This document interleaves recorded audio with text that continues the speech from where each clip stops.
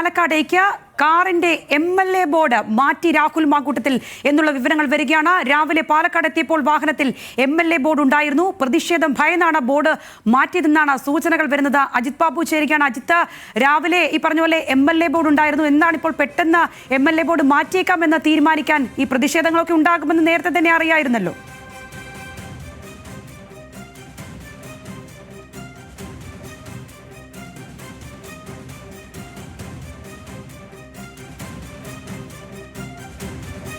രാഹുൽ മാങ്കൂട്ടത്തിന്റെ വാഹനമാണ് നമ്മൾ ദൃശ്യങ്ങളിൽ കാണുന്നത്. രാവിലെ മുതൽ തന്നെ അജിത് ബാബുവും സംഘവും രാഹുലിനോടൊപ്പം തന്നെ സഞ്ചരിക്കുന്നുണ്ടായിരുന്നു. ആ സമയമൊക്കെ നമ്മൾ കണ്ടത് MLA ബോർഡ് വെച്ച രാഹുൽ മാങ്കൂട്ടത്തിന്റെ ജനാധിപത്യപരമായ എല്ലാ പ്രതിഷേധങ്ങളും സ്വീകരിക്കുമെന്ന് പറഞ്ഞു വെച്ചുകൊണ്ടാണ് രാഹുൽ ഇന്ന് മണ്ഡലത്തിലേക്ക് എത്തിയതൊക്കെ.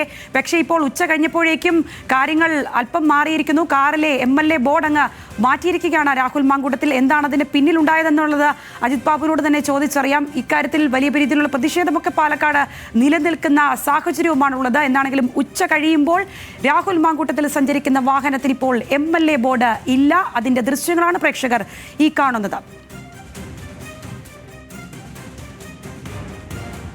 അതിൽ പ്രതിഷേധം ഭയന്നാണ് ബോർഡ് മാറ്റിയതെന്നുള്ള സൂചനകൾ കൂടി വരികയാണ്. എന്താണെങ്കിലും ശക്തമായ പ്രതിഷേധം ഉണ്ടാകുമെന്നുള്ള സൂചനകൾ തന്നെ നേരത്തെ തന്നെ ഉണ്ടായിരുന്നു. അതിൽ അതിശക്തി അല്പം പോലും ഇല്ല താനും. പക്ഷേ ഇപ്പോൾ MLA ബോർഡ് മാറ്റി വെച്ചുകൊണ്ട് രാഹുൽ മാങ്കൂട്ടത്തിൽ മുന്നോട്ടേക്ക് പോകുന്ന ദൃശ്യങ്ങൾ കൂടി പാലക്കാട് നിന്ന് എത്തുകയാണ്. അജിത് ബാബുവിലേക്ക് കണക്ട് ആവുന്ന മുറയ്ക്ക് നമുക്ക് വീണ്ടും അതിലേക്ക് തിരിച്ചു വരാം.